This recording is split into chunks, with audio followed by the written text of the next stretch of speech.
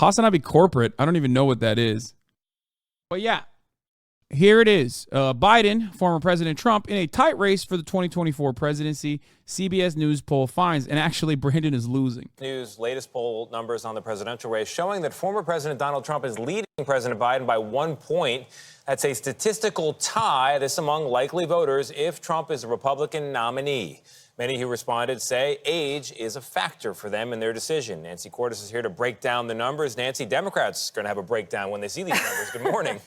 That's a possibility, Tony. Good morning. Republicans have homed in on President Biden's age as they make their case against him. And this poll shows that strategy is having an impact, not just among GOP voters, but among independents and Democrats, too. Even those who support him say they worry about someone who is already 80 years old remaining in the job until he's 86.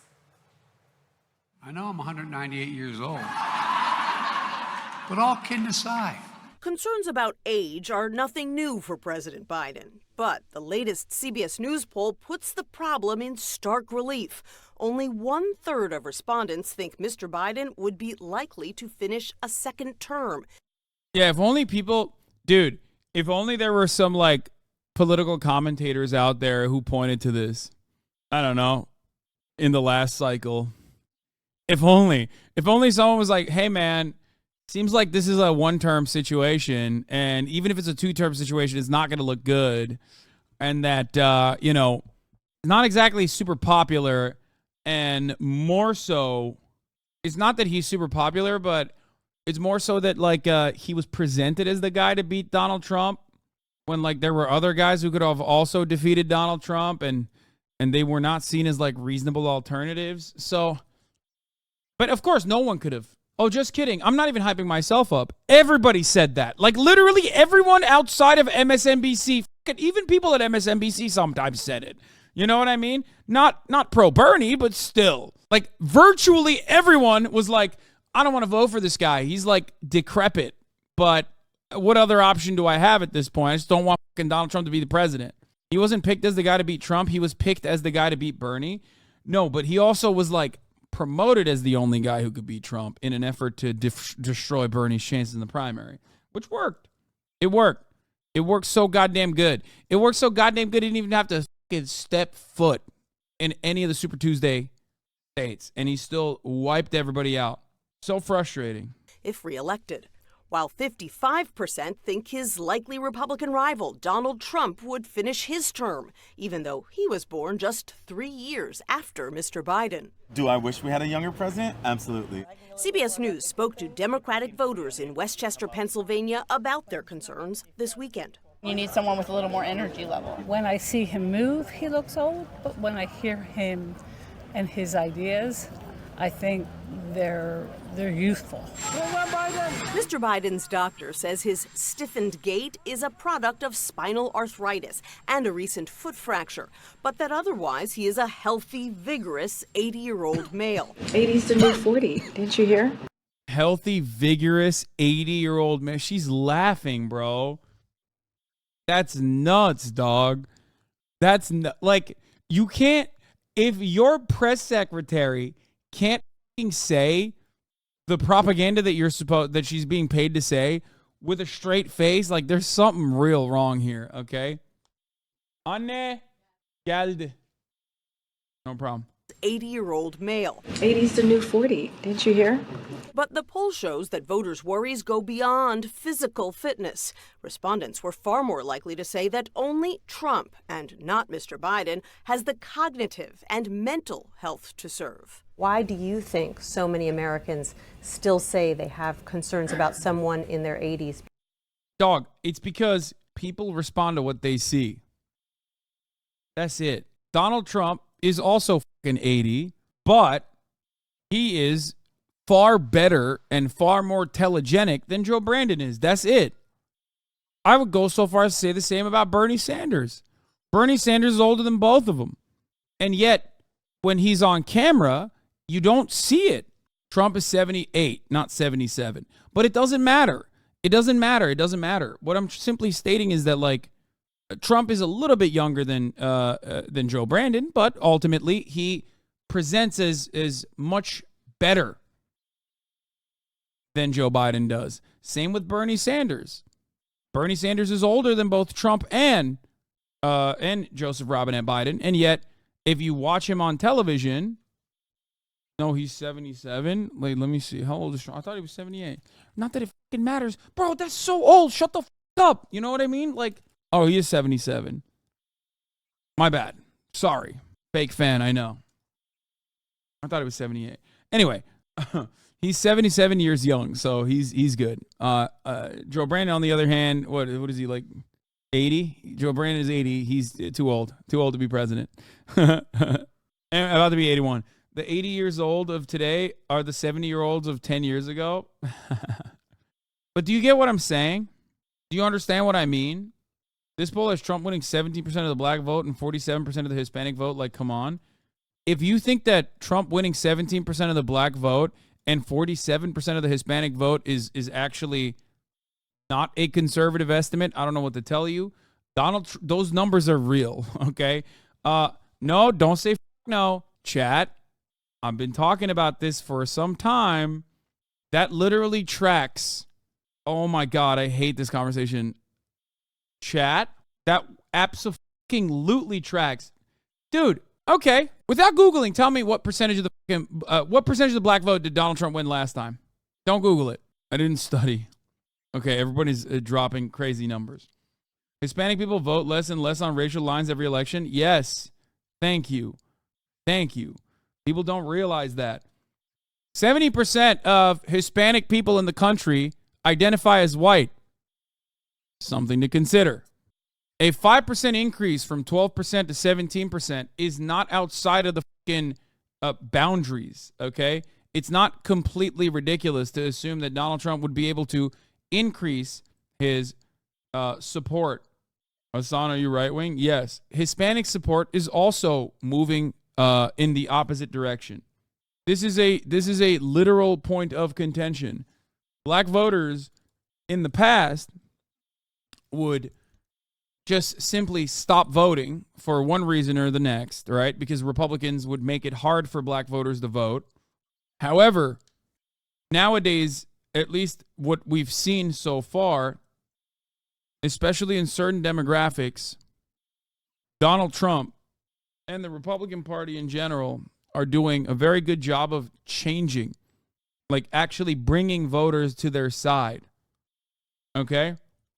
Please stop talking about Spanish-speaking American voters as monolithic. They're Puerto Rican, Dominicans, Mexicans, Hondurans. Come back. What? Peruvians and Joanne. They all hate each other and do not vote as black. Democrats need to realize this. Stop calling me the Hispanic vote. God damn it. No, black voters are the only voting bloc outside of, I guess, like white men without a college education that has consistently voted in a monolithic fashion. But that in and of itself is actually changing. Okay? And you're right. The Hispanic voter bloc has always been incredibly diverse. But in the past, the Latino voting population, you could still make assessments on. It was never a monolith. There were certain concepts that were analyzed, like overall, you could parse out, you could separate like the Cuban and Venezuelan voting populations that had a dramatically different opposing viewpoint on which party is better, and then the rest of the Latino voter bloc across the country was voting in the direction of Democrats. Part of that was also age. Part of that was also a lack of personal wealth that they've accumulated.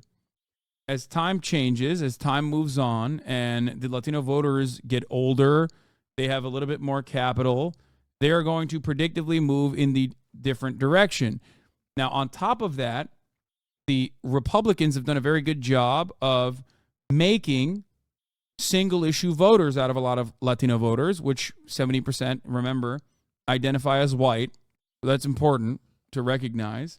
So what they've done is recognize, like the Texas GOP is one to follow closely on this because, you know, there is a ton of Latino voters in Texas.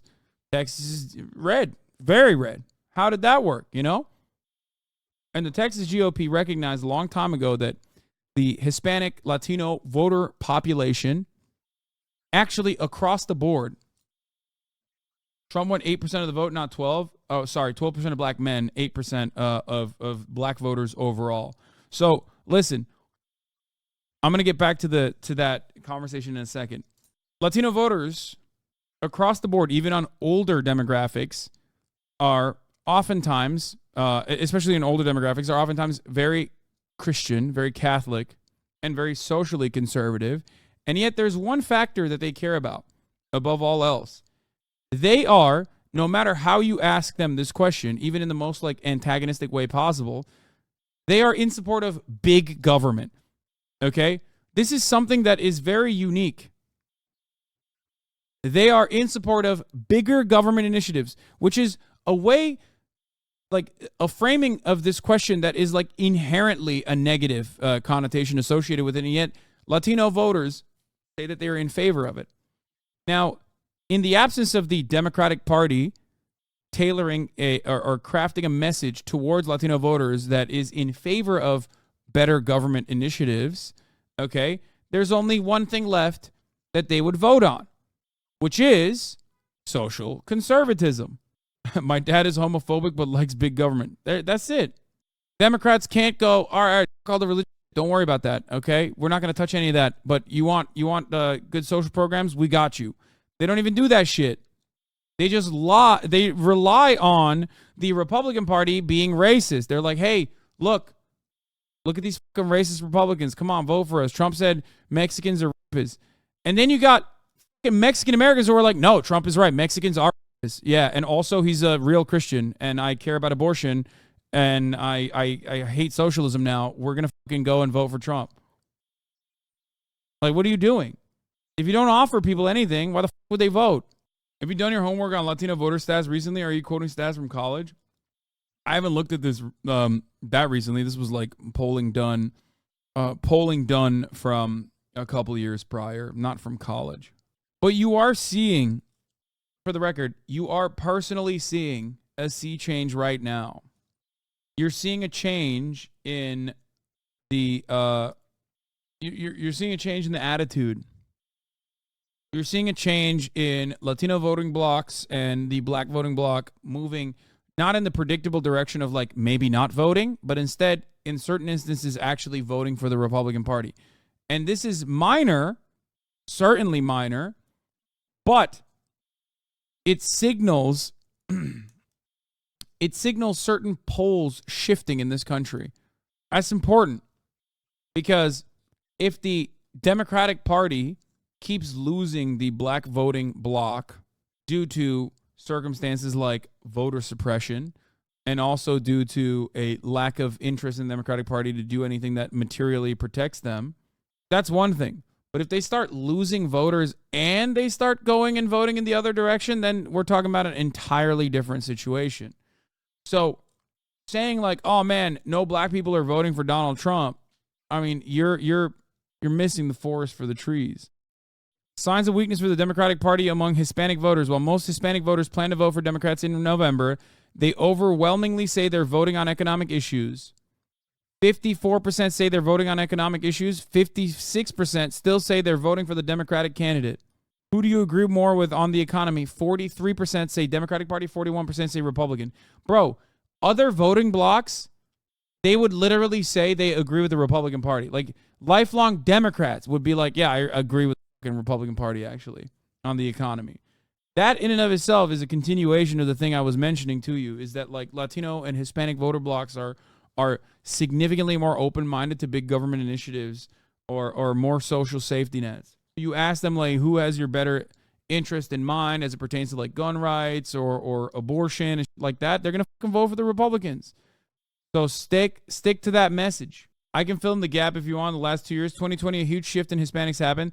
That was figured out later to be the religious realigning of Republicans. The trend did not continue into 2022, a polling miss. They said it would move more. It did not in the results. It matched 2020, nor any special elections since. It might have been the one time, but we will see. The Dems don't deliver on any leftism populism, so don't be shocked when the right plays off of social conservatism.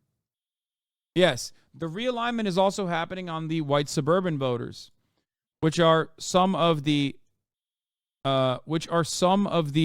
last remaining voters out there anyway. Okay, one of the most important, one of the most pivotal votes out there. Educated white suburban voters are moving towards the Democratic Party as well. So I hate to admit this, but like the former Chuck Schumer quote comes to mind. It became the truth, right? Which is, for every vote we lose in Pennsylvania, we win 2 in the suburbs.